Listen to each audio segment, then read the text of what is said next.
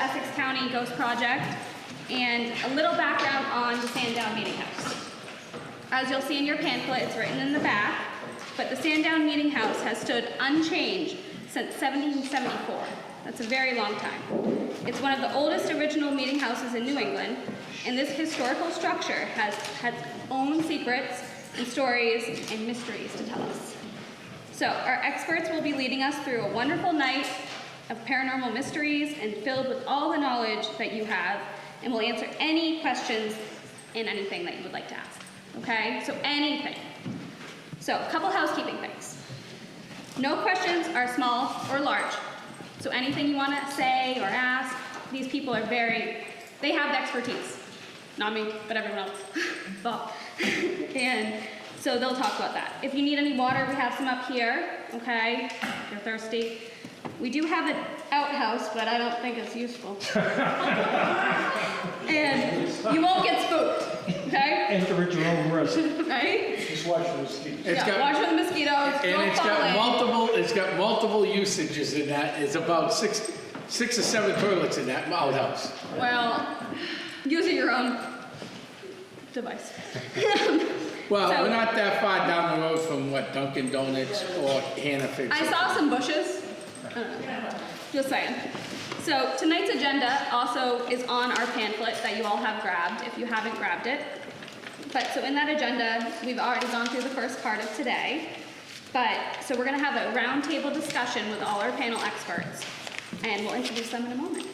So again, I handed out index cards, so anything you want to say or ask, please feel free to write it down. If you don't want to write it down, just yell it out, talk. It's an open discussion, we're all here to talk about it, okay? So, with no further ado, I will introduce our panel. So, we have... Thank you. Oh, good. As you look around the room, you don't see a lot of people. Say, Well, do you see them or you... believe it or not, this has been, I think we were tracking 60 people who were attending. So you see how it shrinks. But the people here tonight are the ones that we really try to get to, because we want to inform, we want to educate, we also want to entertain. Mm-hmm. These people are professionals, they're the best in their field. The best in their field. They've been doing it for 20 years. Most of them, if not all of them, do it for nothing. They don't make money. Most of us aren't bright enough to write a book. I tried to make a movie, it failed. So there's really no money to be made here, believe me. But they come into homes, like Joe's group, and they do home investigation for one reason and one reason only. Anybody know what that is? No. To help people. There's nothing worse than getting a call from somebody that is uncomfortable, unsafe, or unsure in their own home. Because that's the one place all of us should feel safe. Joe and Tom's group and other groups come in, and they actually find out what's in there, why it's there, and if you want it cleared, they'll clear it. They have mediums that do that, and they do it very well. Interesting enough, Tom will tell you, as Joe will tell you, lots of times we hear, I don't want it removed. I just want to know what it is. So they actually figure out how to live in harmony with what's ever there. I said earlier to a smaller group, mediums, such as yourself, have a great gift. A gift that goes beyond paranormal investigators. Because frankly, we ask a question. You know, the old standard. Is anybody in the room with me tonight? And we hope a K2 meter lights on. Next question might be, have you been here long? We hope the K2 meter lights up. But what do mediums do? They actually talk to them. Now, mediums will tell you, lots of times they get an answer in their own voice. Some mediums tell you that they get the answer in a voice they don't really understand. Yet they were able to say, are you okay? I think most mediums would tell you that have been doing this for over 4 or 5 years, the one question most people ask is, are you okay? Think about that. Are you okay? Not the old story about where did you leave your wedding ring? Where do I bank the bank account? But are you okay? Mediums hear a voice, whether it be your own or a stranger that says, I'm okay. So we're researching right now, where do you go when you pass? We bump up against religion all the time. Not being a very religious person, I understand it. That we think, would like to believe, our soul, our being, whatever you call it, goes to heaven or, the other place. What if it doesn't? What if that moves into a different dimension? What if they're actually right there with us right now, but in a dimension we don't understand or can't see or touch? I mean, wow. Wow. And every one of us that are in this hobby have been looking for one thing for 20 years. I started a group 20 years ago. I'm only looking for one thing. Anybody want to take a guess? Salvation. Yeah, truth. Pretty close, right? We're looking for the truth. And if that truth leads me, after 20 years, it doesn't exist, that's okay. That's okay. It's the frustration of not getting there. That's the frustration. When we get this close, it just doesn't happen. Will it ever happen? Not in my lifetime, I don't think. I really don't. I think it's going to take a lot more time. I think we'll be very surprised when we do find out what it might be tied to. But that's what we're seeking, is the truth. So when we do this, we try to have some fun with it, right, Tommy? Correct. But there is that serious side that we all know. Rosalind did a great job explaining this house. For those of you who have been here, this is probably the most active house that I've ever been in 20 years. And I have spent many, many, many hours here. It's probably, I've done this maybe 50 times in this house over 10 years. I come up here by myself frequently and just sit. And for me, I'm not asking you to experience it, but for me, it's a spiritual thing. People will tell you that when they go into church, whatever that denomination is, that there's a spiritual lift they get from that, right? I get that when I come here. Every time I've been in this house, I've had an experience of one or another. When I'm alone, I'll get voices. I'll get touched, especially if I keep my hand outside the box. I'll see just not a shadow figure, not a full body apparition, but just a mist. Just a mist go by. And you know that mist is coming from somewhere. Because this house is original. It has no electrical, has no air conditioning, as you probably well know by now. No plumbing, zero. You were sitting in the same seats on the same wood as our forefathers and mothers did back in 1774. And in this house, they discussed the U.S. Constitution, which we accept today as the Bible. That's what we live by. You have to understand, these folks were being told, we're going to put rules on you. And they said, what kind of rules? And they called it the Constitution. You have to live by them. One of them is the First Amendment, and I won't get into a gun debate, but the First Amendment, the right to carry arms. Do you think back in when the Constitution was written, AK-47s were around? Or machine guns? Everybody carried a gun back then. Why? Because they hunted for their food. They defended themselves against the Indians or against the Pilgrims or whatever side you're on. But they all carried guns. So their thought was, you should have a right to carry a gun. That made sense. But they didn't ever think that someday you'll be carrying a machine gun. And see, they didn't figure that out. So they sat in this room right here and debated, just like we're talking about right now. In the Civil War, the worst time in the history of this country, first time brother fought brother. What came out of that war? Freedom. See, that's what came out of that war.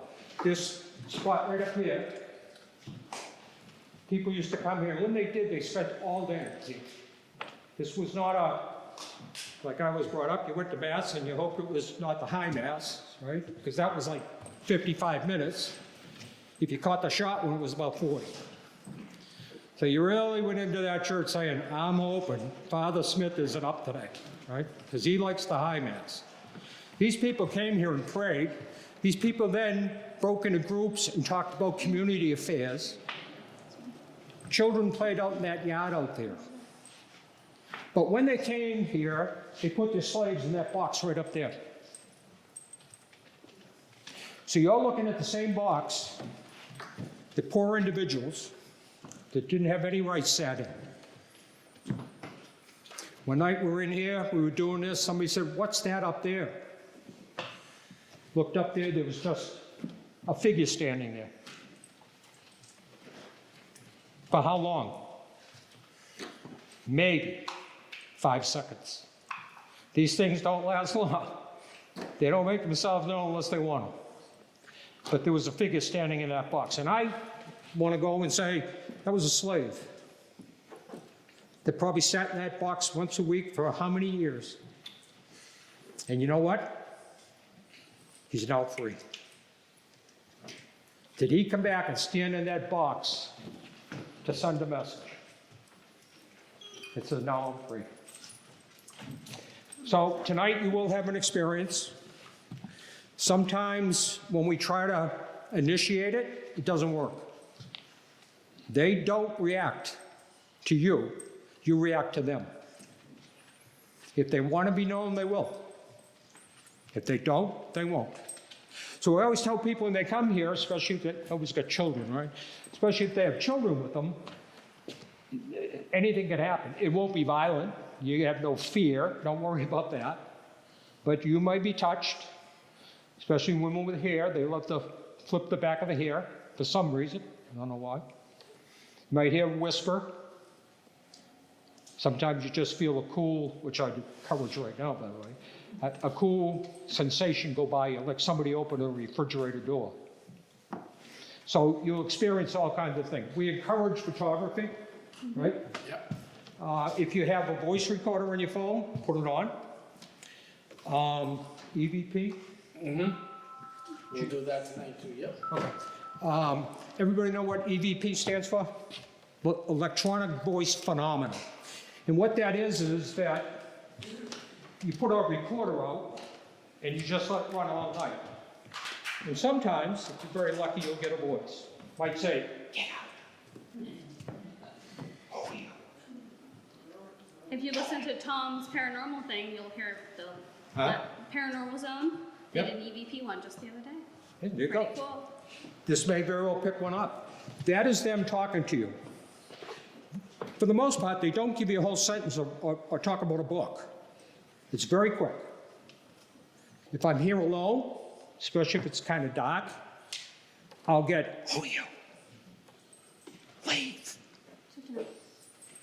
That's all you hear.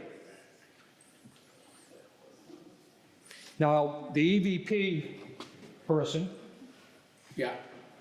is she appearing tonight? No, she's not. Okay, so she was going to bring some stuff. Yeah. If you, We'll be doing some EVPs tonight and a few other things. okay, if you, I'll give everyone my email address. If you email me, we'll make sure you get some of this data sent to you if you want to hear it.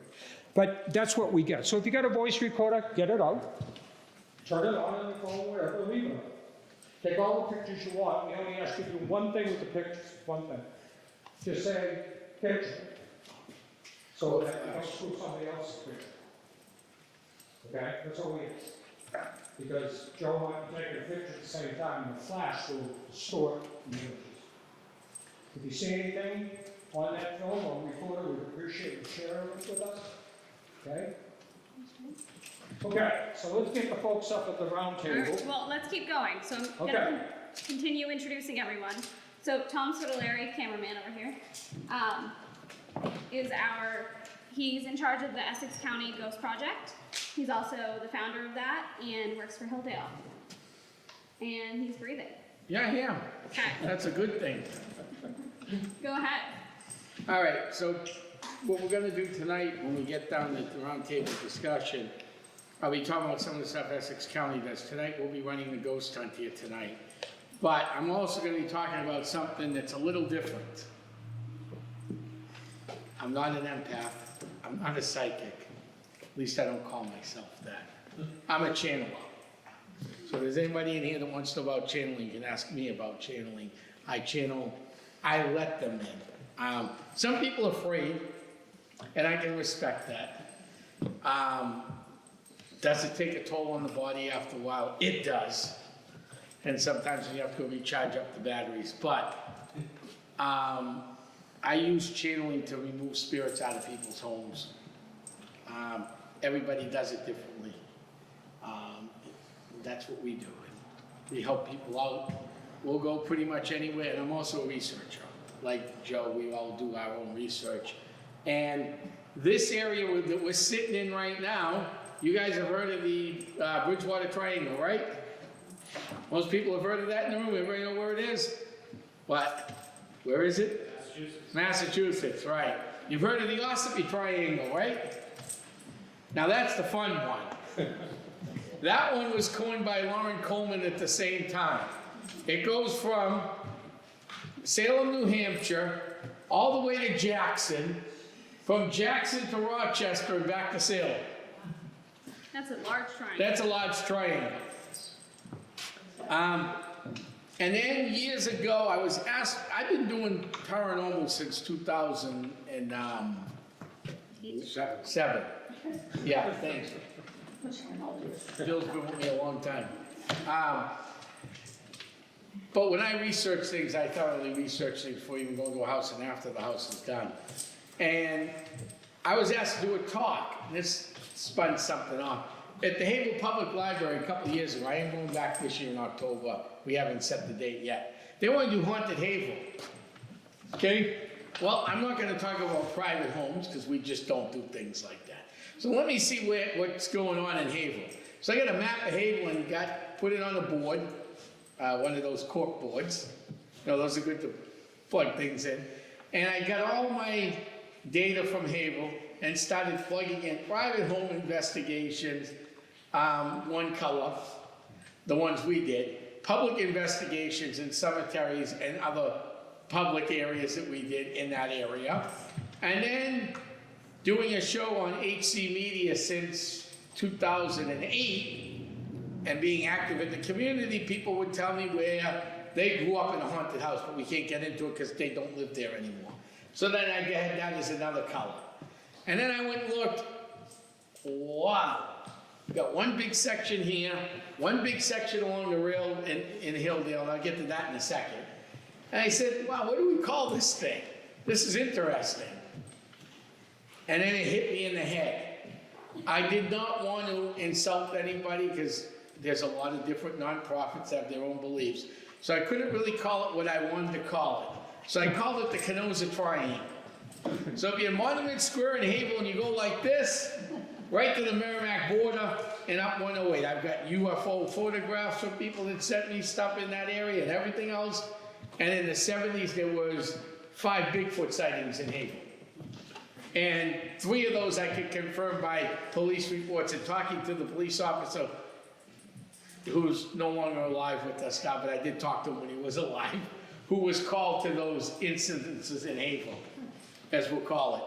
So then I started investigating, Bob was in the field. I was getting calls to come up this way, Hampstead, Sandown, out this way. So I did the meeting house years ago. How many years have I been here, Bob? I forgot now. Well, not as long as you, but long enough. I've been here. Yeah. So did the meeting house here. Then had other friends tell me about other haunted locations. Then I help them with the train station down the street. We sometimes do things down the road. We haven't done, I don't know about this year, a couple of years. Was it last year we were there? Last year before last. That's a great location for paranormal. And then I'm hearing stories. Then they're around the train station area. I got a few private home investigations. I'll just say the train. A couple team members have seen things on the rail trail right there. And then one night I went to a wedding in Zavino Vineyards down there, Zavino. So, ever been there before? For a wedding or anything? Okay, so they got the gazebo where the wedding, you know, where the wedding takes place. The cute couple gets together under the gazebo. They got 4 rows of chairs, then they have a break, and then 4 more rows of chairs. So I'm sitting back in the chair where the wedding party walked right by me. I was the first row and the second row, the non-family row. And I'm looking up, watching the wedding, but looking around because I could sense there's something there. 2 hot dog-shaped UFOs flew by. The wedding couple did not believe in UFOs or ghosts. She's a former employee of mine. She went on to teach what she was doing at Lawrence Community Access TV to students in Wyndham. So I call this area the Sandown Triangle. I've coined this area because of all the hits in this area. Hilldale Cemetery, which I run, where the donations go in tonight. That area I've had since 2007. I'm the board president. We run paranormal investigations in there all the time. If you go up that train track and up Hilldale Ave, that's including the Dustin Garrison house, the old Eggies on Atkinson, and you just keep going up. There's a cul-de-sac right near the old cemetery, 3 homes in there. Follow that train tracks all the way up, and then on the 4th Wednesday of every month, I go up with these 2 people, these 2 great people here. There's a paranormal meetup group. It's open to the public, right? Come on up if you'd like. It's a fun time. Get to meet Andy, who runs the group. In Portsmouth at the Roundabout Restaurant. I hear other things going on, like where they've investigated, other places have investigated. So you look along the train tracks, and then there's paranormal books you can buy. I probably own every one out there, and I read them, research, and whatever else. Talking to more people. Now you have the Dustin angle that goes right up the train tracks all the way in the main. And that's just from the research that I've done. So not only do I look for haunted houses, but I also look what's around it. Because that's going to be the telltale answer most of the time. Because my favorite calls are the ones, I live in a brand new cul-de-sac. There's no way my house is haunted. There was nothing here before that. Well, what do you mean before that? Then you go out there, and if you know anything about New England woods and what the New England area brings, you can tell the trees aren't that old. So you know, 60, 70 years ago, there was something in this area, just by the trees to the left. So then you go dig around, do research. Oh, there was a house here. There was a bonfire. The house caught on fire. 4 people died. Oh, and somewhere on this property used to be a cemetery. Where'd the cemetery go to? Well, the stones were probably destroyed. No one ever did the research on the land when they developed the cul-de-sac, and lo and behold, you're on a graveyard somewhere. Or the other thing that happens in old houses that I run across to all the time, especially these older homes, and I love doing older homes. My background is, I got a degree in New England colonial, pre-colonial, colonial history, all the way to the end of the Civil War. That's what I majored in college, so I know my early colonial history. But my favorite thing is, I don't know why my house is haunted. I got a house from the 1700s. Well, there's a lot of reasons. So there's this house in Hampton Falls, and I'm going to end with the Hampton Falls story. They never wanted an investigator in there. But I was volunteering at the Hampton Falls Historical Society, and they came in, and they wanted to know what was going on. So I said, well, let's look at the old picture of the house. Okay. Well, we found out the guy died, but we can't find his burial anywhere. You know why? He died in January. You know where they buried people in January in New England back in the 1700s? either in the barn or the basement. Oops. The original deed said the land could never be sold, used for anything but farming. Well, 12 generations or so later, they cut up the land, got rid of the farming, and built a cul-de-sac behind it. So now you got one very ticked off spirit living there. So that's the reason why that happened. So, but we'll be up here answering questions. Next. Thank you, Tom. Oh. So Tom is also the little historian around here, if you can't tell. So Tom, Bill, myself, and Patty Anastasia all work for the Ghost 19, along with UFO Joe. He's always there. Bob, of course. So we're a great team, full of history and knowledge, so come ask us any questions. So next I have Melody. Melody's over here. She's our psychic. She's a medium, and she's also a Reiki healing instructor. So this is Melody. Hi everybody, so I'm a little new to this area anyways, to this group. I've totally loved hanging out with Tom. We've done some podcasts. Yeah. I've helped to co-host a TV show. I'm a little bit of a medium. I wouldn't necessarily call myself a medium. It's something I'm kind of working on. I'm a bit of a clairvoyant, but it comes when it wants to come. It's not something I can be like, hey you, I have, hey you, I, it just like whenever it comes, it comes. So I'm not necessarily a channeler. But it does more come through for the cards for me. I've been an oracle reader for well over 10 years. Had a few people about 5 years ago say, hey, you need to pick up tarot, you need to pick up tarot. I was like, no, I'm fine, I'm good, no, I don't. But it was something that kept coming. My Reiki instructor was like, no, you really need to buckle down and get the tarot done. So I started doing that. I'm based out of Kew, New Hampshire. I'm part of Dark Mirror Paranormal. My teammates are here with me tonight. We're super excited to be part of this. I am also a Reiki Master Healer. I'm Master Certified in 4 different modalities, which just kind of helps me connect to spirit, helps me be really heart-centered, and helps me offer the best possible healing. I prefer to do hands-on healing myself, but some Reiki Masters do aura cleansing, which I can do as well. I do all that out of my office in Kew, New Hampshire, or I do it all virtually as well. Been paranormal investigating with my team for a few years now, and we're excited to check out different locales. We have some lockdown in Keene right now that we're working on. We're super excited about that, and we're just excited to kind of conjoin here with everybody and kind of gain more knowledge of the areas we're going. So that's my story. Thank you. Oh, thank you. And on her note as well, so this is Wolf over here. He's also been on Tom's podcast a few times, as well as our team members. We've definitely talked about you guys and do a fabulous job, so thank you. Thank you. All right, next up, we got Mike over there. Big guy. Hi. This is Mike Stevens. Come on up. Hi, I'm Mike Stevens. As she said, I'm the founder of Granite Sky, which is a support group for anybody who's had any type of extraterrestrial contact, from a sighting that just changed their worldview down to abductions.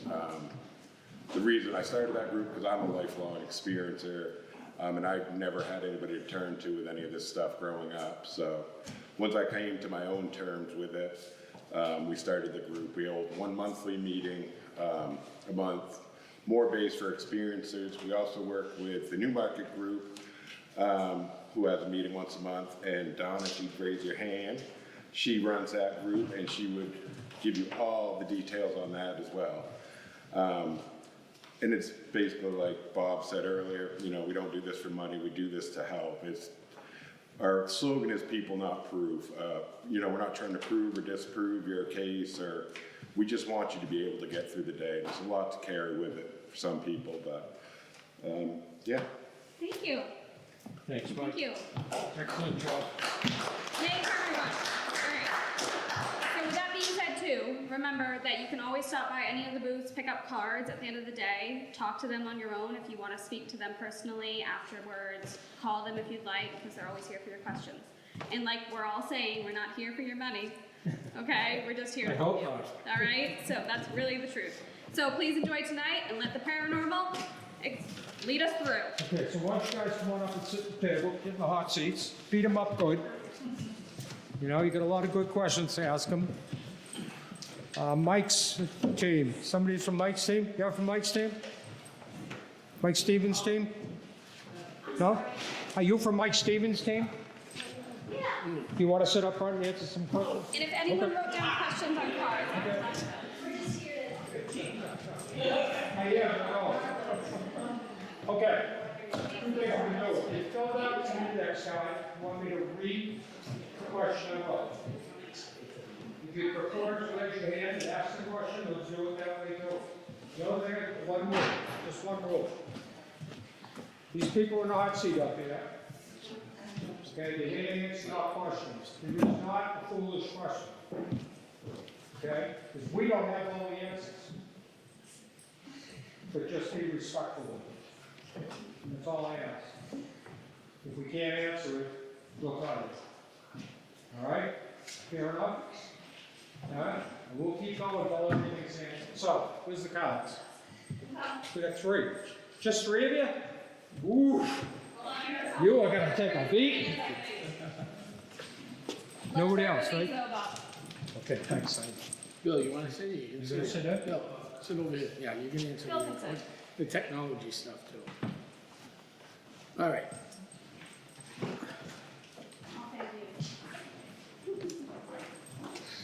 Wow. Okay, so this is, my friend died this morning. This morning, and said she wanted no funeral, no wake. And she wants to know, do you think this friend would like a celebration of life? So, who wants to begin? What was the question again? Okay, the question is this. My friend died this morning. She doesn't want a funeral. She doesn't want to wake. She doesn't want any of that. But do you think that she would want a celebration of life? I want to say probably she'd probably want people to come together to remember her. I'd probably want to consult the cards though. But I would say, yeah, they're gonna want to be remembered. They just don't want to make a big fuss because, you know, costs are expensive. But yeah, everybody wants to be celebrated. Comment? My instant thought was yes. Okay. Okay, so I'll answer the question, if I can, get through this. I lost my wife a couple months ago. She did not want a funeral. I don't know who wrote this question, but this one was. She didn't want to wait. So, the family bought a memorial bench, and we set it up next to a lake. And I will guarantee you, that's what she wanted. So go with your heart. You know what your friend was. Don't be afraid of how many people show up. Don't be afraid how grand it is. Because think about who you're doing it for. Just be a part of it. And I will guarantee it. Your friend wants that. Okay? And Bob- Can you answer that, Mark? Can I elaborate on that real quick? So celebrations of life are also for the people that are living, right? So we're also here to celebrate ourselves and our love that we had for those people. So whether that's for that person that's deceased, well, obviously, and yourself, you're expressing that love. So it doesn't have to be anything elaborate. It can just be a cookout. It can just be a little celebration at the water. It doesn't have to be anything insane. Yeah, it's a great question. It really was. Okay, the next one. We get this a lot, so this should be. When an orb is caught on film, or we see one, how do you differentiate it from that or dust? We hear this all the time. Ever asked this question? That's probably one of the questions or subjects we talk about most when people ask about evidence. And I'll let the panel answer, and then I'll give you my thoughts on it. Go ahead. Repeat the question. Excuse me. What? Would you please repeat the question? Yeah. When an orb is captured, either on film or you see one, how do you know the difference between an orb or it's just dust floating in the air? If you look towards the sunny portions of this house right now, if I walk through it, dust will pick up and it will look like orbs, kind of, but there is a distinct difference that will do it. Okay? We got that? Yeah. Okay, so who wants to do this? Bill.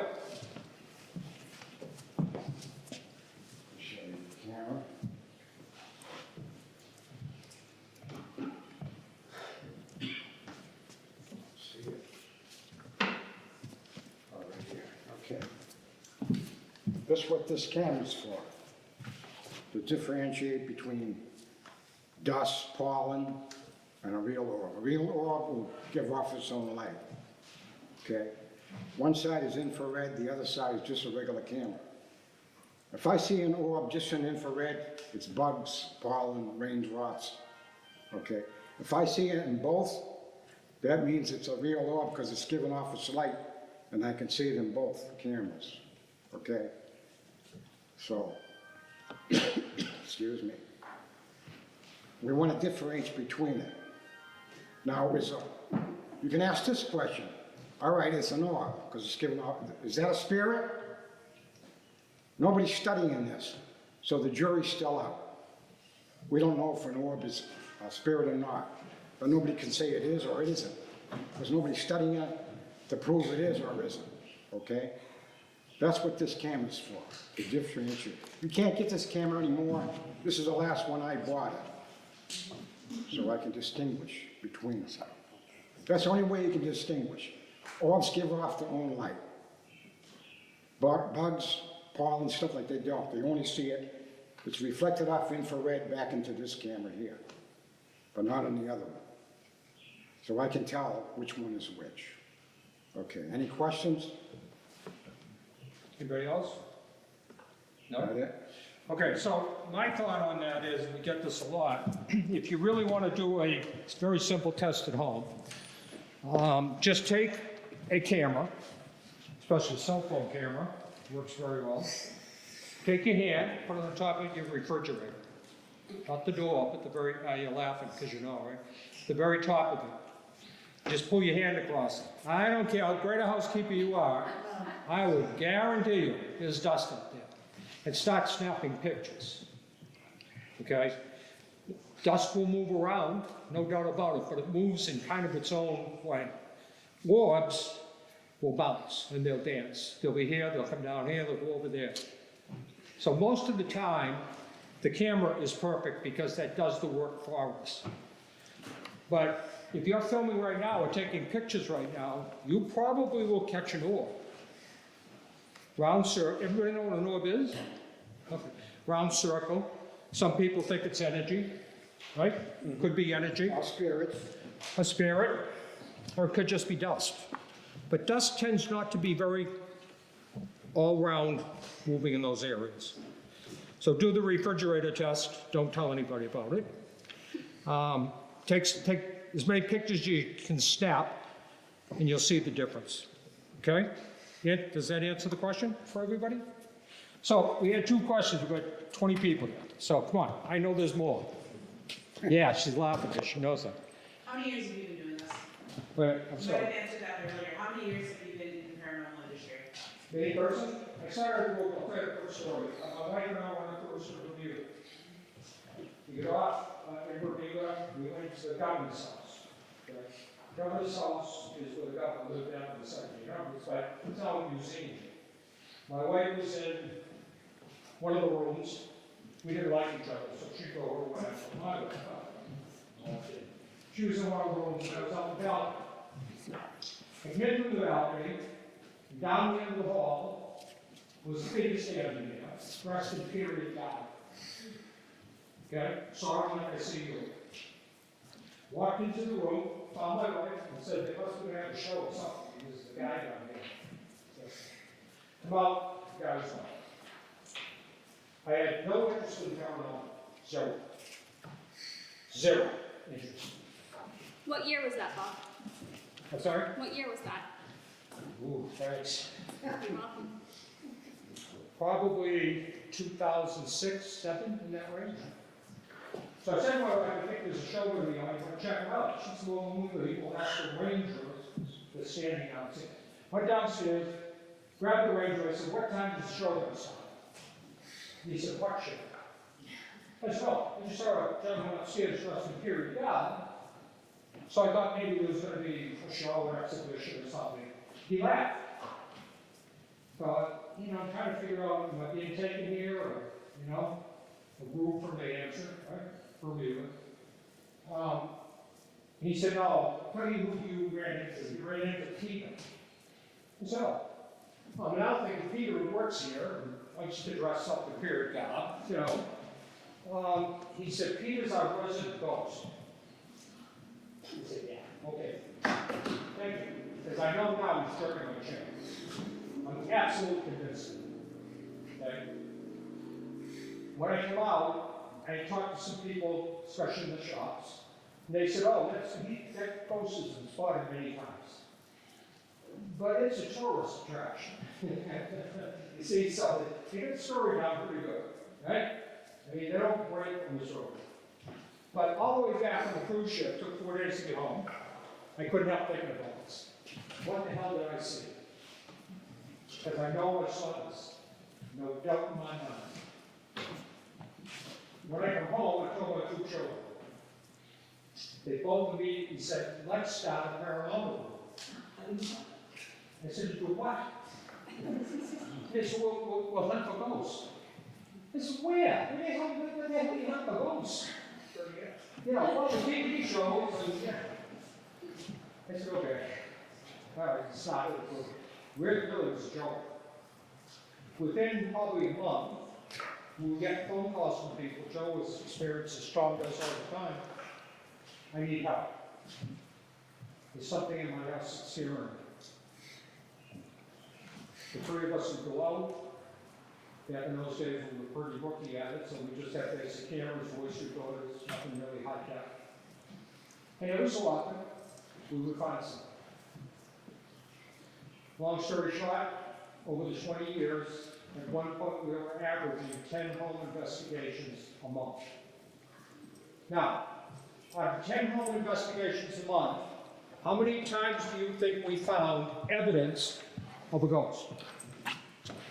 Go ahead, once? No? A little more than that. All right, 30% of the time, 3 out of 10. Now, evidence being what? Something we can't explain. The definition of paranormal is just that.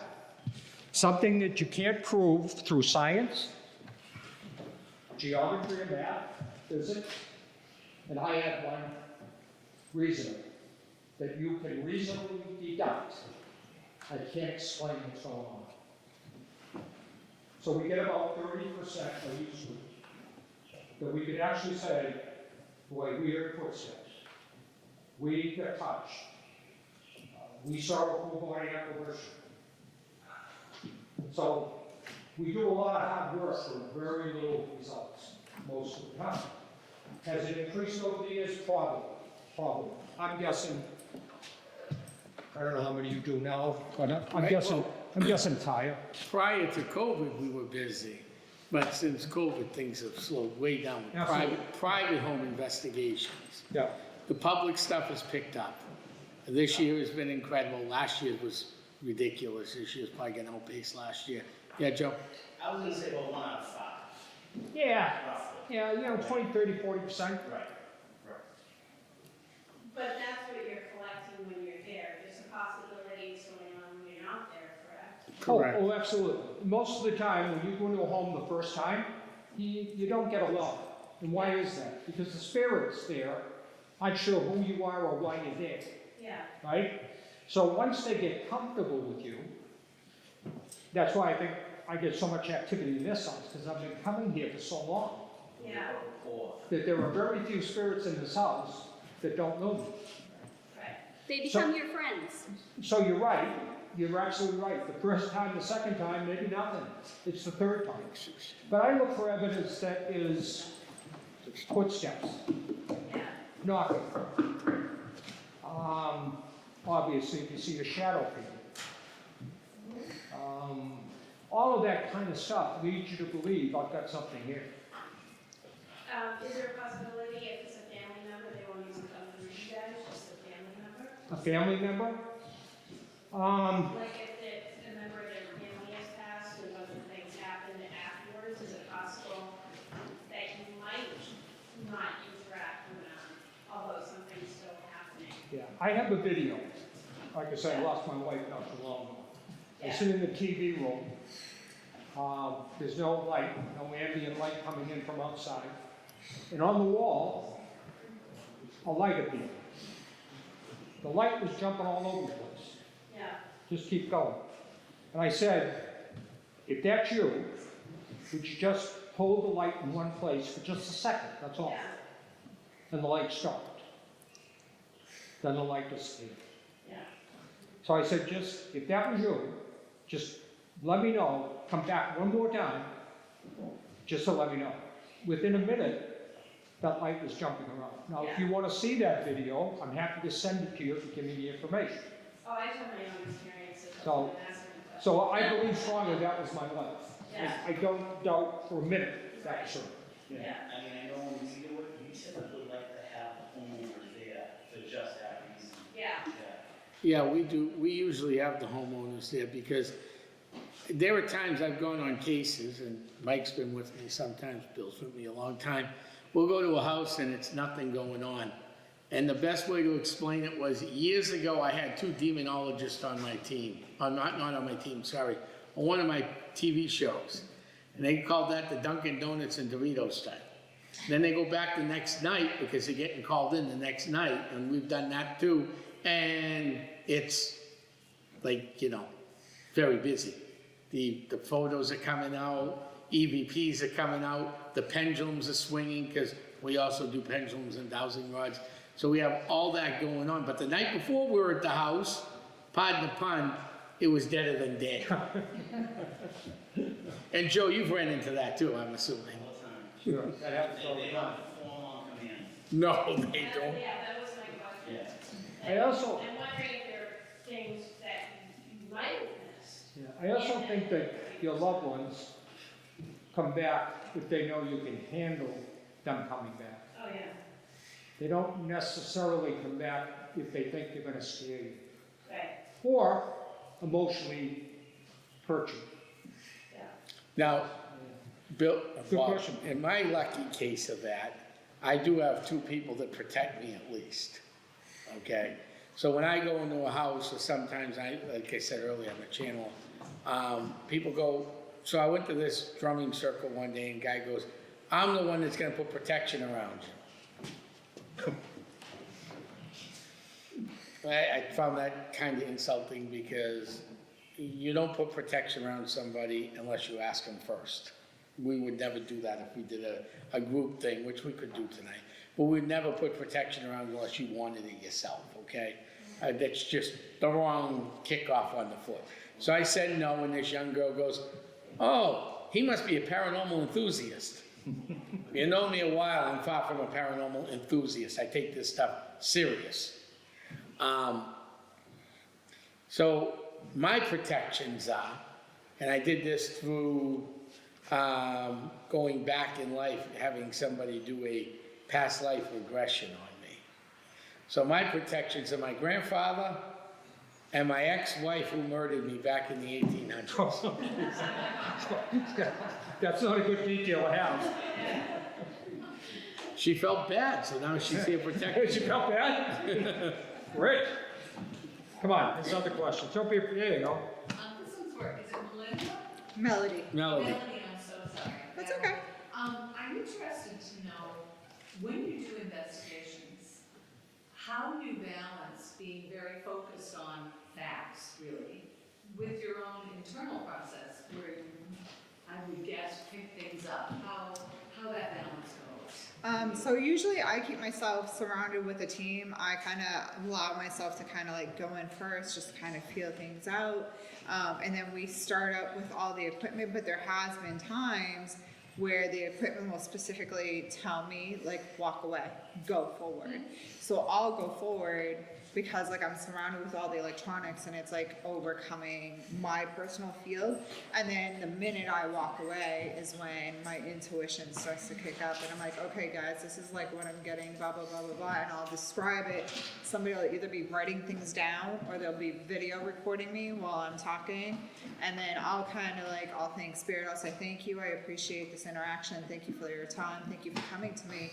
And then like I'll kind of clear the way and I'll let my investigators kind of go in with their equipment so they can see if they catch anything once I've done my own personal thing. But it's kind of hard. It is a hard thing because with our investigations, there's cameras and there's EVPs and stuff, so it very much does mess with my field. So I like to go in before anybody kind of really does any of that, and that's what my team has me do. I'm kind of like the front runner. I'm like, okay, this is negative, this is positive, this is self-induced, like a poltergeist kind of deal, or, you know, this is happy, this is probably just family, but you guys can go ahead and like do your own thing. If it's ever negative, that's when my team kind of swarms around me, because I am the white lighter of the team, and they kind of like take it from there. And I just kind of back off some, because my energy field is very, very sensitive. You're Just, welcome. go ahead, sir. This building's been here 251 years, and I wondered if it's been certainly a meeting house for town meeting or other meetings, and then as a church, you said as well. Right. I assume you had funerals here. I'm just curious if a funeral would lead to more spirits being around, how that might, and how close the cemetery is. Yeah, that's really a great question. Tom, you want to take the one? Yeah, so your question is the funerals in here and if there's a cemetery close by, correct?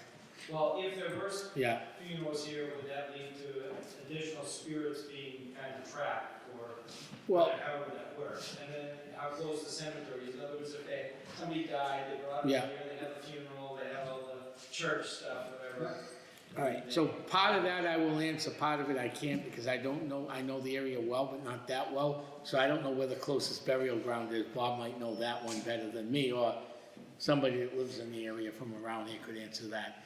But actually, sometimes with spirits in churches in general, it doesn't matter. I'll give you another example. I was at Esperanza Academy doing a filming, okay? It was a school, all right? Italian school. There were many spirits in that building that passed. Not in the school, but they went to school there. They had their life there. They left there, they did their own thing, maybe had some wife and the kids, and then died, and their spirits ended up back where they were happy at the school. Now, we don't know if anybody was actually killed in this meeting house, we never picked that up, so as far as, and it did happen in New England. You got the sword fights in meeting houses, and I don't care if they were churches and meeting houses, or just the town meeting house. There were sword fights in colonial times, and gunfire did go off. That's well documented throughout New England's history. But in a case like this, the spirits we've picked up in here in the past, I don't know you, Bo, have never actually, they might have been waked here, but they're here because this is where they enjoy being. Not so much they were waked here, or maybe buried down the road in an old graveyard that might be missing now, from the 1700s. Anybody else? But, so. Wait, actually can Bob, gravitate- Bob, Yeah, wait a minute, I just want to, wait a minute. I just want to finish up Yeah. with him. I think they tend to gravitate to where their heart and soul is. So you look at most of the spirits in this house were either the reverend and pastors, the people maybe of hierarchy that made rules and stuff, so they tend to do that. So if a funeral came through here, unless they had complete ties to this building, they probably, their soul, spirit, whatever you want to call it, gravitates to more of what they knew before, where they want to be. Most spirits are right where they want to be. That's why they fear us, Joe, when we come in. They don't want to be moved. Mediums will tell you they have the ability, and I believe this, to cross back and over. So the spirits here tonight have the ability to come here and visit us, but they have the ability to cross back again. Because sometimes they only visit for very short periods of time. If the K2 meter starts, I won't explain that, but if the meters start going off tonight, it may be quick, maybe a minute and a half, and they're gone. They require a lot of energy. And I think to your point, that when mediums and paranormal investigators are really into something, they go home very tired. And I believe it's because this, right? Yeah. Because most mediums will tell you that after a tough session, even one-on-one session, they're exhausted. Because we know these spirits tap for energy. It takes energy to communicate with us. I worked with people one time in a group that took a car down, and they would put it right in the middle of the floor. And many times, at the end of the night, a battery would be dead, no juice. We see cameras, we see voice recorder batteries, brand new batteries that we just put in, die instantly. So that's their energy taking away, it feeds them. That's Hilldale Cemetery. You don't go to an investigation at Hilldale and don't go buy copper tops, because you just wasted your batteries. Yeah. I say go to Market Basket. And Jocelyn wanted to add to that, down this end. What was I gonna add? I know you said you were gonna say something. I always have something to add. But let's go forward with the question. I'm curious, this is a meeting house, so I'm assuming it was conservative, back in the day, right? Do you ever have spirits that really don't like what you're doing? Go, yeah. Yeah, absolutely. So I was with my team the other day. We have one cemetery that's really, really popular, and everybody comes because they're like, oh, they're coming with all this energy, all these tools. And it's not even necessarily, I was going to piggyback off of the last statement, the spirits are attracted, or the energy is attracted to energy, right? So like we're all putting off energy, we're all amped up, we're excited for this, we've got all this equipment. So they're like, ooh, now we can like run some juice. So like they're kind of like coming to us. But also at the same time, like some of them are like, no, I'd rather be left alone. So we have one cemetery that's super, super popular. We get hits all night long. We had another cemetery that we went into, and they legit just said, we don't want to talk. And we couldn't get anything else after that. And we're like, all right, we'll leave that. Because they just didn't want anything to do with us. And we're like, you can leave. See you later. We're not talking to you. And we're like, all right. So yeah, that can happen where, in fact, in this meeting house, you weren't here that night. You had something going on. You opened it up where I ran the investigation. Dwight was here from your group and that whole, and we had a public investor thing going on here. I was up in the crow nest up here, and we weren't getting much. So as we know, this is an old 1770s, built in 1774 meeting house. So, and back in 1774, it would have been the Pilgrim Church or something along that lines. I decided to go up there and start preaching to Catherine. I first tried the meeting house, let's take a vote on slavery, let's take a vote on the revolution, because we know they voted on the American Revolution in here. Then the American Revolution was actually our first Civil War. Then we had the Great American Civil War in the 1800s.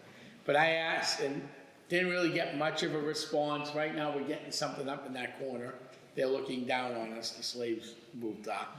You may have seen us all looking up there. That's why. But up on that crow's nest, I started speaking. I believe in many religions, but I started speaking the Catherine doctrine up there. I literally got shoved right up against that window.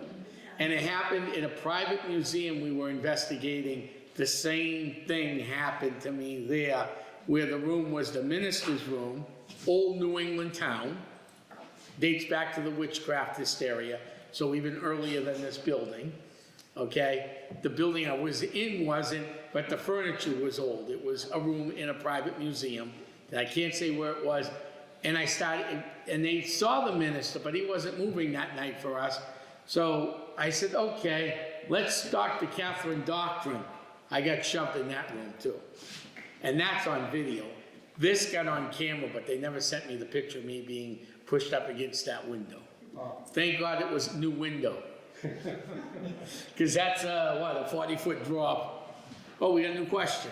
Yeah, another one. What type of entities have you come across during your investigations?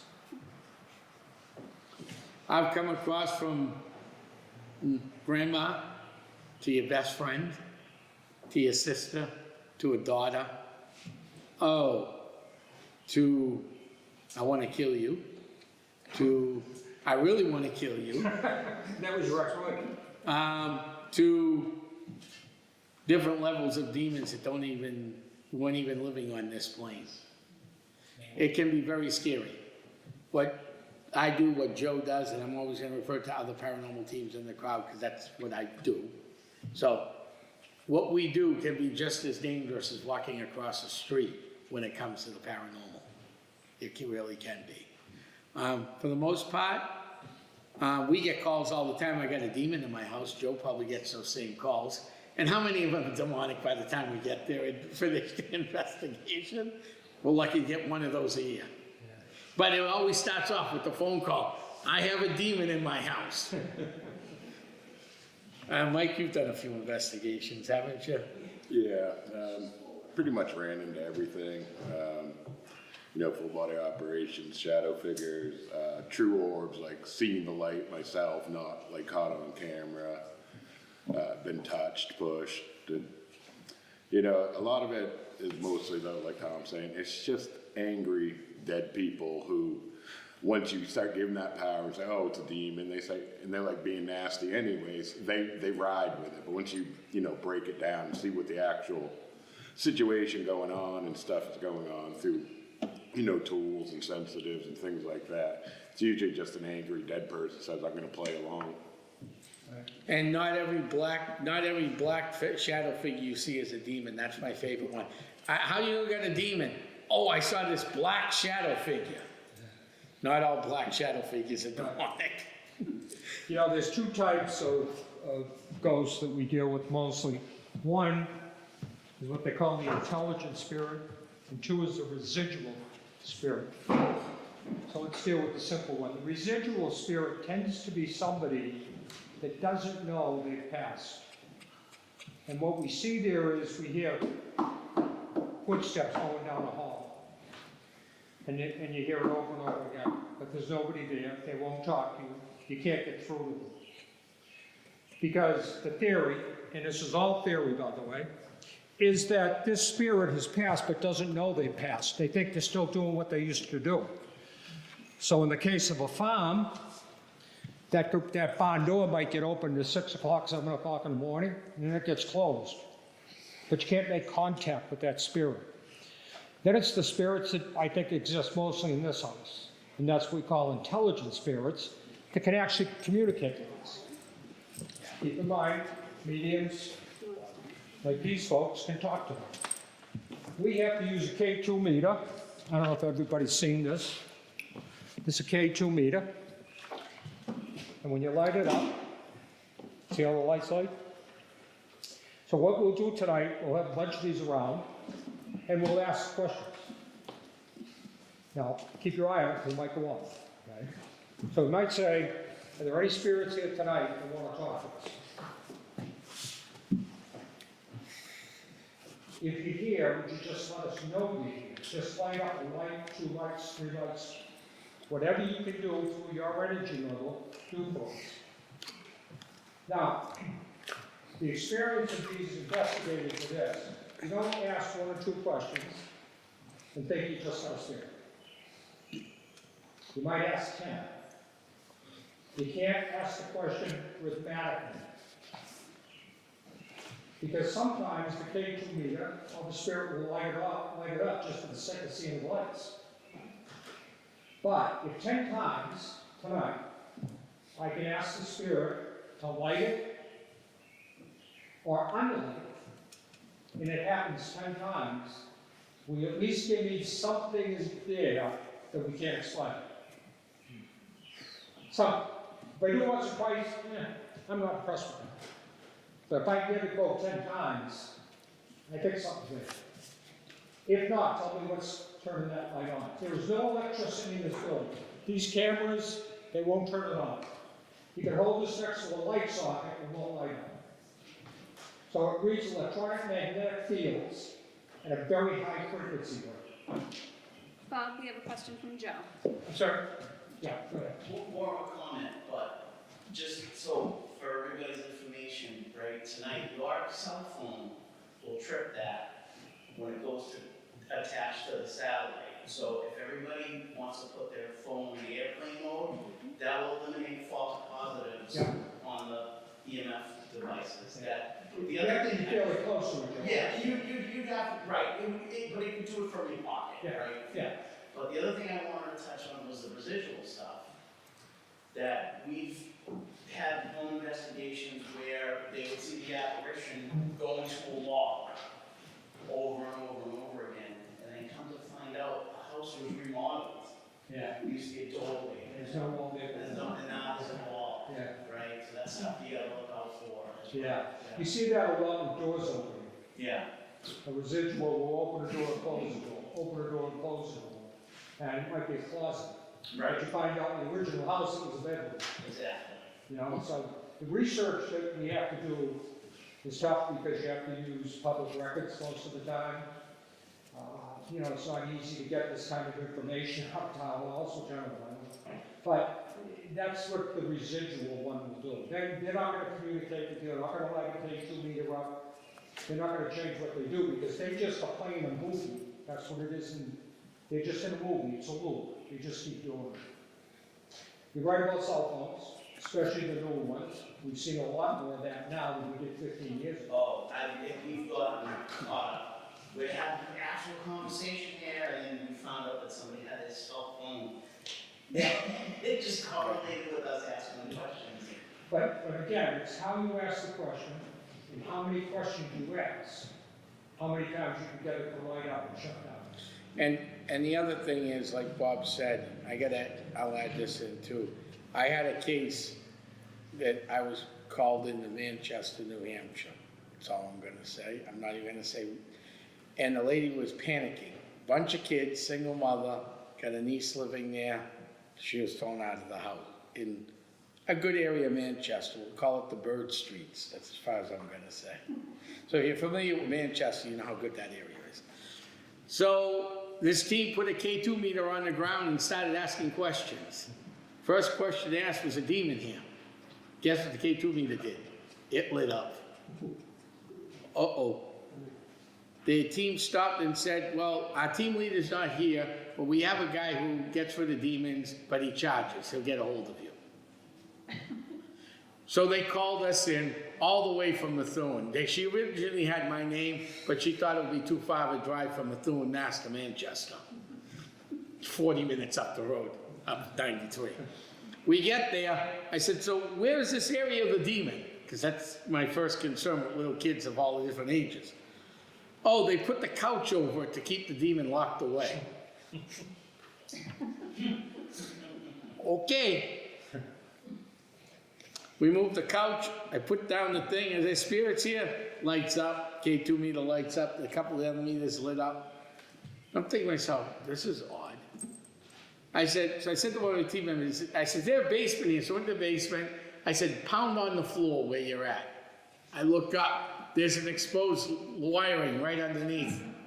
So I went upstairs again, I said, is there a demon here? And it lit up.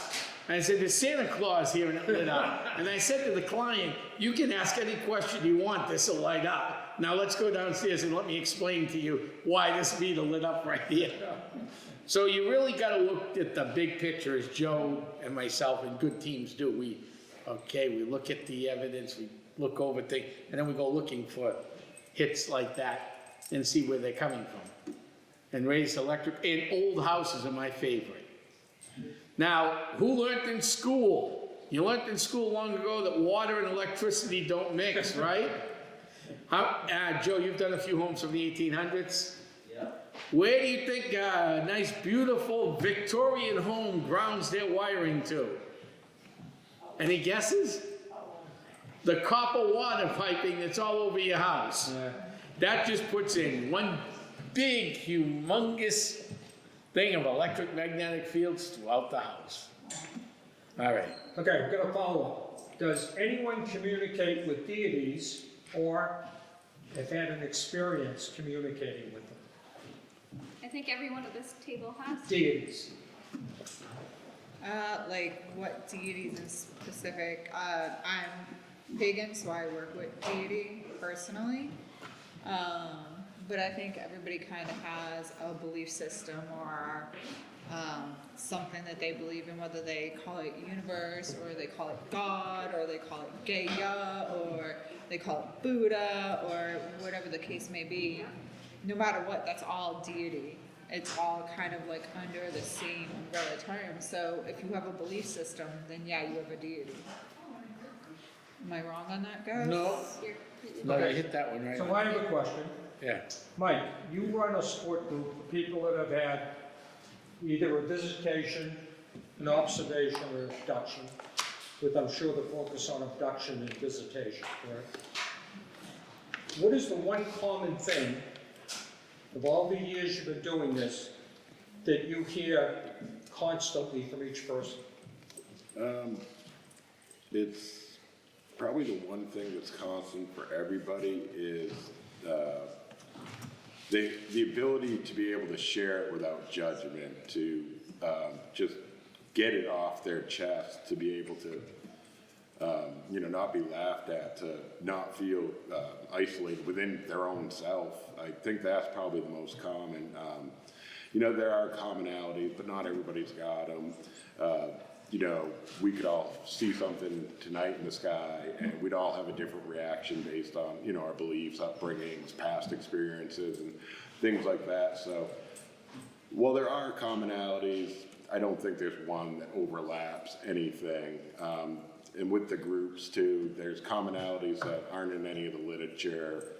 Somebody will walk in and be like, "Have you ever heard of this?" And begin to say it. And then be like, "No, sorry, but that's interesting," or whatever. And then a week later, somebody else come in and say the exact same thing. So one of the other commonalities is figuring out what the commonalities are, because it's not just like the cookie cutter case that you'll see on the TV. Sure. There's a lot more to it. What do you think, Mike, in abduction cases, that whether we call them aliens or we call them people from outer space or anything else, what do you think they're looking for when they abduct people? It's a hard question to answer because we have this typical of us versus them. Every one of us in here has our own agendas, our own stuff to do, our own lives, and I think that applies as well. It's hard to put them as a them in between, whether you want to call it species or types. Right. Between that might be the line, and then within a certain species, it's kind of like building a house. Not one group does everything. The electricians come in and handle that part. The plumbers come in and do that part. The framers do that part. So without knowing anything, there's a lot of moving parts that we can only assume. Sure. And if I can ad lib, I think Joe might have another answer to that question too. Oops, sorry, just keep it going. To answer that question? The answer I had? Yeah, what would you answer? Oh, just recently the one? Yeah. When I talked to Tom about, when I sent you up? Yeah, that was weird. I was just walking my mind around the business some morning. Like I go out in the morning, I take my walks. I love to do, especially early in the morning when it's hot. Okay, especially when you get the hot days, breezes. So I happen to be walking down around the area around me, which is known to be, how do I say, haunted, as I've looked it up in the town archives. And the whole town is haunted. You must have heard of Danville. Danville is one of the most haunted towns in New Hampshire. So unfortunately, I was just walking, and there's this guy walking by on the opposite side, and a thin guy. He had a hoodie on. I'm saying a hoodie in 75-degree weather with a dew point of 75. Something's wrong here. I think, well, maybe the guy's sick. Okay, it could be, that could happen, So I just, as his face was facing the other way, he looked like a common person. Maybe I say his 30s, I didn't say maybe his 30s, late 30s, 40s, something like that. Very thin, that's the truth. And what happened is I said hello, as I do, good morning, how are you? Turned around at me, boy, you look like step one over. And all of a sudden a cold flash went right by me. So I said, what the heck did I just see? I turned around and I said, and he's walking the dog, I said, he's gone. He's gone. And that happened again just recently. Someone else saw the same thing. Same thing. And I can't understand what it is, like to this day. And like I said, as I told Bob and Tom, all these. Okay, so I have a question for Bill. People sitting here in the audience that say, I might want to get into the paranormal and investigative work, or at least look into it and do some stuff at home and by myself. What's the simplest, cheapest equipment for them to start with? Okay, a compass is one. You can use a compass for EMFs, electromagnetic fields. You use just a regular camera, a flashlight, and voice recording. Yeah. Any of those 4 things to start off. Usually you start in cemeteries. Everybody starts in the cemetery. Yeah. Go in there and take pictures and use your voice recorder to record. Yep. Maybe let it run, put it on a tombstone, let it run for about a half an hour. And then you can check back after, and see if you hear any voices. Okay? And if you got ear things, you put it on, you can stick it in there, and you can listen to that. It's better than through the air. You might hear a voice. Get out of the cemetery, you know. So, yeah. Great. Oh, can I elaborate on the hauntings? Okay? Yep. First, you got your residual, you got your intelligent haunting, then you get your poltergeist, and then you get your demonic, okay? And of course, shadow people are another category outside of that. Usually you can find shadow people in dilapidated hospitals broken down, prisons, and warehouses, and old dilapidated houses too. That's where they like to go, shadow people. By the way, shadow people, as far as I'm concerned, because I talked to I wrote to a shaman, and he said they're interdimensional, and they can hurt you, okay? So you don't want to get in a conflict with a shadow person. They move very fast. Somebody asked me, how can you take a picture of them? They said, well, use a stroboscope. If you put a stroboscope, the thing will slow down in slow motion and have a camera on it. Right? And the stroboscope will slow it down so you can see it. Because it moves very quick. It's gone before you even know it. Okay? Now, residual, you heard Bob's interpretation. All right? There's 2 types of interpretations of residual hauntings. Okay? One is it comes out of the woodwork. I mean, all the paranormal shows, they tell you, it comes out of the woodwork. All right? If you want to believe that, that's fine. The other one, it comes out of a portal. Okay? And a residual is like a movie going over and over. Plays every night at the same time, 3 o'clock, the thing walks through the room. But it doesn't recognize you, it just walks through. Next day, 3 o'clock, it walks through. Does the same thing over and over. That's the portal that opens up. And that residual figure is going through there, okay? And intelligent haunting, the same thing. You have a portal open up, and what you're actually looking back, you're looking back in time, okay? Now this is very rare, it's like 1%. But the figure will look right at you and acknowledge you're there, okay? You will see that, and he will see you too. And he'll go like this, he'll nod his head at you, okay? And then you got the poltergeist, okay? I don't know if you know who William Roll is. He's a parapsychologist. He wrote the book on poltergeist, okay? Poltergeist means nosy ghosts. Usually they like to bang on the walls, knock first, and start pounding them. What they want to do is they want to scare you. And poltergeists are interdimensional too, okay? As far as, if you look at the science will tell you they're interdimensional, all right? They'll start off with a little knock, a little louder, louder, louder. Then they'll start throwing things, knocking things over. Then they get very dangerous in the kitchen, throwing knives and forks around. They want to get you out of the house, okay? And the next one is a demonic. Now there's a religious thought on that. We call it a demon. In science, which I agree with the science more, okay? It's a parasite and it's interdimensional. Okay? All the shamans will tell you this, all the Indian shamans will tell you that they're interdimensional, and they, just like the science, they call them parasites. They come to attack you and to overwhelm you and kill you, of course. Eventually they want you to jump off a cliff, jump through a window or whatever. Okay? Okay. I'm all done. Great, thank you. Melody? If there was a question in the back. Yeah, I had a quick question. As far as working in cemeteries, is there any activity in the daytime? I mean, because at night, a lot of cemeteries won't let you roam around at night. And so, They'll do it, Ross. Yeah, all right, I know where you're going. Can you see activity during the day? Yes, you can. There were, so, in Hilldale Cemetery, looking up Soldier, you've been there, I know some of you guys haven't been here, but looking up Soldiers Hill from where we parked the cars, someone saw a shadow with a hat leaning up against a tree. And that was the time we had people lifting gravestones up. There was a sailor's stone next to him. The guy's picture looks like a sailor. During COVID, I did not shut down Essex County at all. We kept it going. I was doing Tom Live shows. I'd pick up a case here and there if need be. We were doing different things. We were out in cemeteries during the daytime, doing Tom Live shows all over the place. And the pendulums were going, K2s were going off. I didn't have enough people with me to take photographs. Sometimes we did, sometimes we didn't.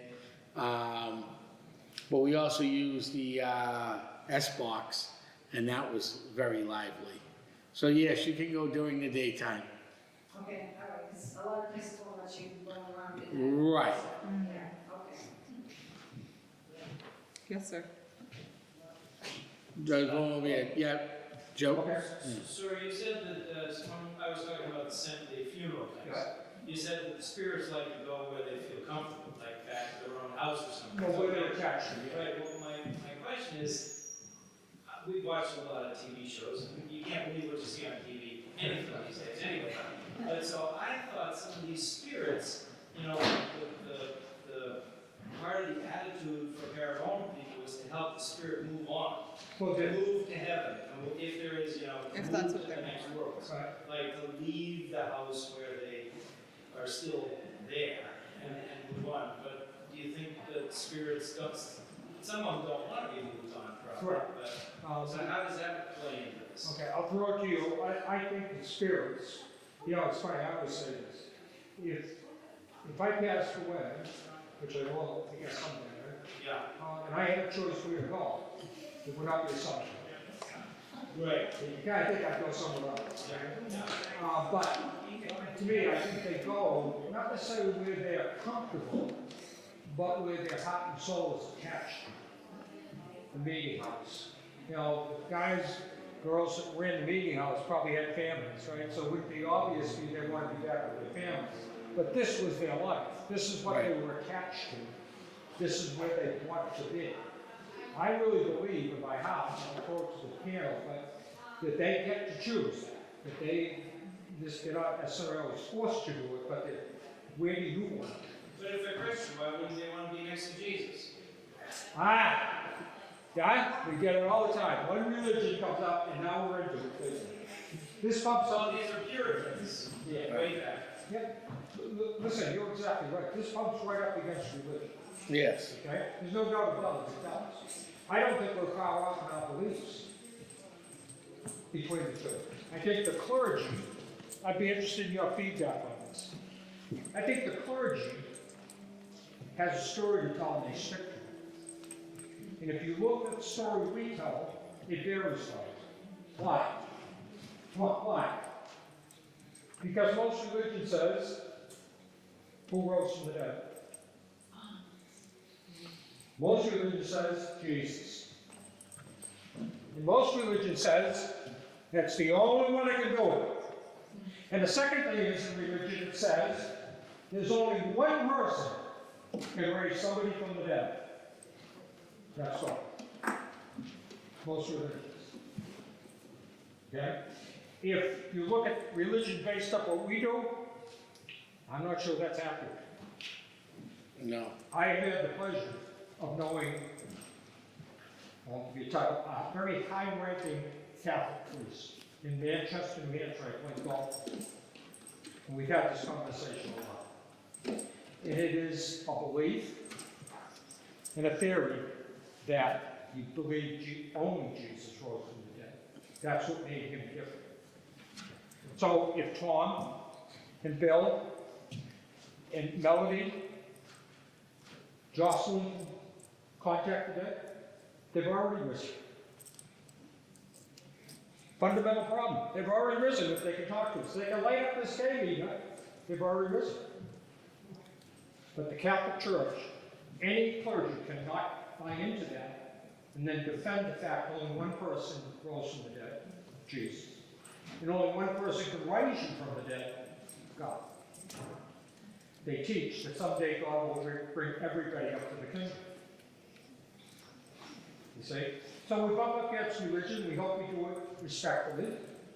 And I love having conversations like this, because I think we've turned into a world where we can't talk to each other if we have differences. Why?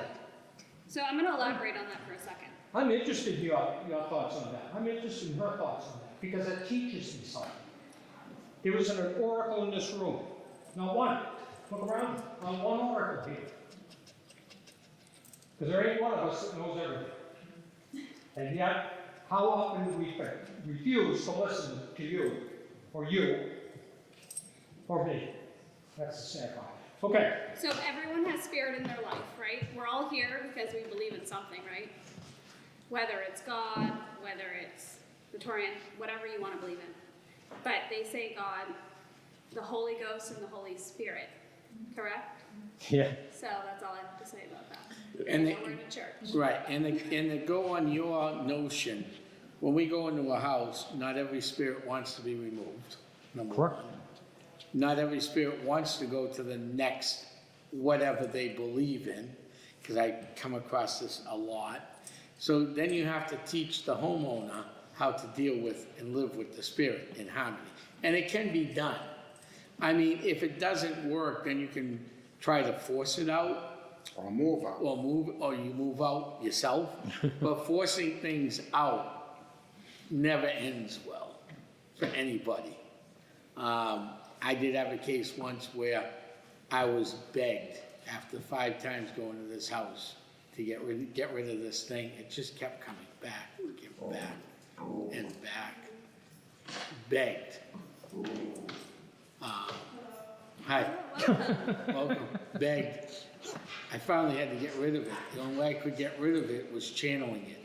Not only did I got rid of it, but it left a mark on the house. It left a mark on the client. It's still a client today because I keep in contact with them. And it beat the living daylights out of me. And that's the only time I ever forced it, because this thing kept hurting a kid. If it wasn't a kid involved, I would have probably advised them just to move out. And the reason this thing hated, and it wasn't a demonic entity. You made a good point earlier, okay? This is this was a religious location. Back then they were more conservative. We all know that, conservative New England. You know your history. Today we're not as conservative. Right. Lifestyles have changed. I had a case in Gloucester. There was not a demon, but these people were just getting attacked constantly, this couple. They couldn't figure out why. That dates back to the 1700s. I did a little research, went back and figured out the whole problem. There was 2 women living together, married. The spirit did not respect it at all. So yes, you will come across that in this field. The spirit of the sea captain from Marblehead, the brawny sea captain that braved the Atlantic Ocean to bring goods back to New England, did not believe in it. He made their lives a living hell till we got there and pushed the thing out of there. Saved the marriage. They're still married today. They're still living in the same house. I'm not going to say happily ever after, because not every marriage is happy no matter what you do, but they're still together. It's a good thing. I stay in contact with them, all my clients through the years, and check up on them. But that's in that one particular case where... And can I jump in on his original thought too? One of the biggest problems in this field is we don't have a universal language. So when somebody says ghost, that might mean something different to him than it means to me. To me, there's a difference between a ghost and a spirit. To me, a spirit's gone wherever it's supposed to, and decided to come back, and then it'll go wherever it wants, where it's happy. Yeah. Whereas a ghost might be scared because of its religion, might think it's not going to a good place, or other factors, the death might have been sudden impact, it might not have had time to process it, and that might be stuck wherever it happened. Right. But I think there's a difference between the two, and that impacts Yeah. some of the choice of where and what gets haunted. Great point, great I point. What do you love think? that. That's a great point, Mike. Yeah. Yeah, that's I a good- agree, because for me personally, so I live in an older 1800s home. I have one that I've always called George, and I never had confirmation until just recently because I have a room in my house that's like separate and the fan would always go on. I don't have any electrical issues, anything like that, but the fan would but you'd hear it really loud, click, click, and it would go on. And I've always just been like, oh, hey, George, like played some darts with him and like let him do his thing. And he like traveled the neighborhood because he wasn't always at my house. And then when my mom passed, I watched her go. I watched her angel team come for her. It was the most surreal moment as a medium that I've ever had. It was the strongest thing, but I think it was because the bonds between a mom and a child, right? I watched her angel team come for her, but she'll still come back and come talk. And we've caught it on EVP. My mom will be like, oh, I love you. And then George will be like, oh, it's your mom. This is George, you know? So like I've gotten that confirmation, but we also get the spirits that we're like, you're stuck, aren't you? Did you die suddenly? Like, can we help you, you Right. know? Because those spirits, like Mike said, they're either scared or it was a sudden impact and they don't know and they're Sure. like stuck. So it just kind of depends on like what's around, who's around, where they decide to be, where they land. So it's very, very different. I like to equate it almost to like you ask 17 practicing witches what witchcraft is and you're gonna get 40 different answers because everybody's practice is very unique to them. And I feel like ghost hunting is very much the same thing. We all have our different perspectives, but that's the great thing about bringing people together is like my perspective could be like to Tom, because maybe Tom's like, oh my gosh, I never thought about it that way, and vice versa. Right. So that's the reason why it's so great to get so many people together and to hear so many different thoughts, and to have you guys too commune your thoughts, because if we all hear them out loud, then everybody can bring something to the table. Should I do a plug here? If you really want to hear the story about witches, on August 1st, we are bringing on a high princess, is that the name? She runs a very large witch covenant in Texas. She's never gone on live, radio, TV, podcasts, anything else. So the witch's story's never been told, but you're going to hear it August 1st on the Paranormal Zone. It's taken us almost 4 months to convince her to come on, that her dignity will be defended, her story will be told in her words, and Tom and I may or may not get 5 minutes on the call. Because I told her, listeners want to hear your story about witches. And you will be, I've talked to her a lot in the last 3 or 4 months. It is an amazing story that will shock most people. It will shock most people. Okay, other questions? This is good. You guys over there have a question? No, thank you. I'll walk around this one. Thanks, we're just enjoying listening to Okay. everything. We get the full fun. Yeah, welcome. Yeah, thank you. Any follow-up questions you do? You want to ask the question? Go ahead, you do, I can tell. No, I don't have one currently, I'm just excited about this also. I'm settling in, maybe later. Yeah. I have one. Okay, the silent two over here. Behind you. You have it? Oh, I'm But sorry. somebody else who has not, so it's okay. Since we have a four-legged family member here, I'm really curious about animals' perceptions and interactions and question. responses. I assume some of you may have seen that Yeah, in your investigation. definitely. I think all of us have. I wish Patty was here right now. Patty Anastasia is our pet psychic. Unfortunately, she wasn't able to come tonight. She's not feeling too well. But she has a dog named Ladybug, and they work together to do animal healing. And I worked with her, months ago now, with Daphne, and she named everything under the book. But I personally work in assisted living. Daphne is an emotional support animal for the residents, and she has gone through many resident deaths. and been there to support them through all those moments. And she just cuddles in like you have no idea.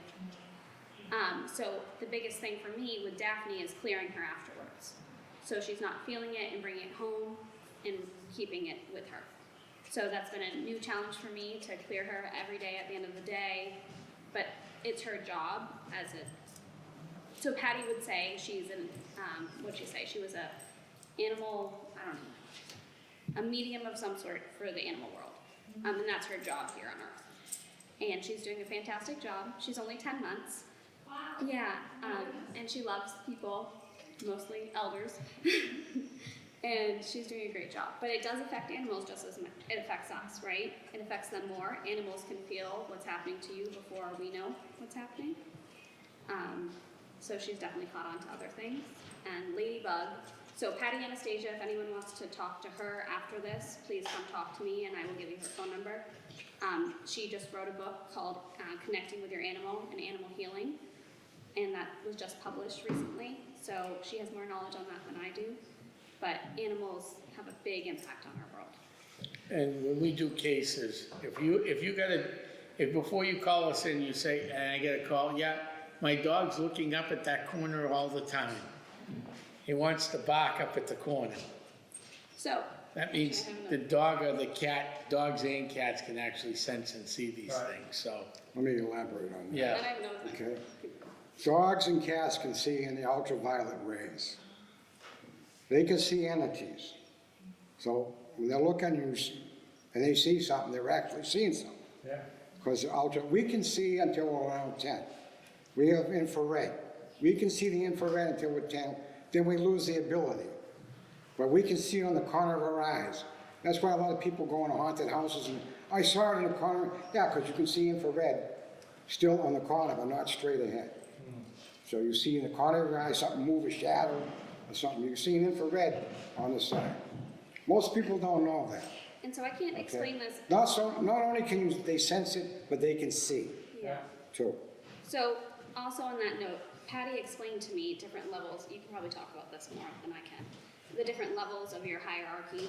Oh, yeah. So dogs live on the 7th or 11th, Plain, yeah. 11th plane, whereas we can only go to what, the 7th or so? Yeah, Something like that. I don't have the exact science, but there Yeah. are different levels of the planes of humanity. So like we're on level 1, and then like a spirit, like your grandmother would be on like level 2, and then like your great grandmother would be level 3, and then like level 4 are the angels, and then so animals definitely are like more prone to be more towards the spirit realm because their hearts are so pure. It's to like we're here to learn hard lessons. Our animals aren't. They're just here to be loved, to give love, to be loved. So they kind of function on a higher frequency than we do. And if Melody's team member wants to come back in, she was standing outside the door. Wolf, is she outside still?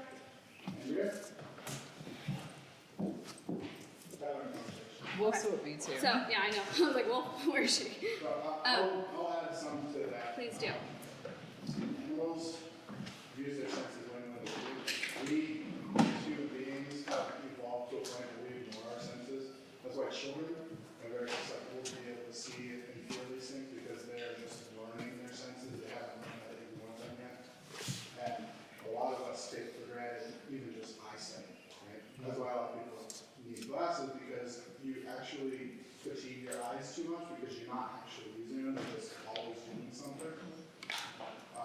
And obviously with other medical things that can affect that, but animals are way more in tune in their surroundings. That's why, not even talking spiritually, like a dog will hear a car 5 miles away. They'll know the sound of your vehicle when you show up. They'll know your scent. They'll know when someone new is coming. It's because they have heightened sensitivity to those things. That's why animals are very susceptible to it. That's why you'll see a dog staring at something more. They'll be barking at what you think is nothing, but there is something there. You just can't observe it through our natural senses. So on that, real quick, on that note too, earlier you guys saw Daphne getting a little antsy up here, and I went outside and I talked to Andrea, and Andrea might have something to elaborate on that. Oh, she had a visitor, Margaret was playing with her pup, said she was a shaggy dog. And just about We the have cat visitors. guys, just about the cat people in here, cats were worshipped in ancient Egypt, mummified for the pure fact of their service to the Egyptian. And part of their service was essentially being a medium to their human. That's why they were kept by their beds underneath their chairs, and that's what you see in the hieroglyphics. And a cat, like a dog, has very great hearing and sensitivities. But if you do have a cat and you notice the cat bouncing around, and sometimes it's going into what's that hyperactivity? There's an actual activity where the cat's just doing the zoomies. That's valid, but if you notice your cat start to actually focus and pay attention to things that you can't see, chances are it's seeing something in your house and something to be scared of. Normally it's your ancestor or a friend that's passed on. Who knows, really, but that's actually completely valid. And thank you for bringing that up. So it's actually really cute. Bob. And I got my camera right there. All right, cool. Bob, I think we should take a 10-minute break before the ghost time, because it is hot in I here. think it'd be a great 15-minute There's break. one time you there's water up front, you can drink it, stay hydrated, because you're drying out real quick in this building. So I think we'll just thank you all for coming tonight. The ghost hunt will start about 8 o'clock.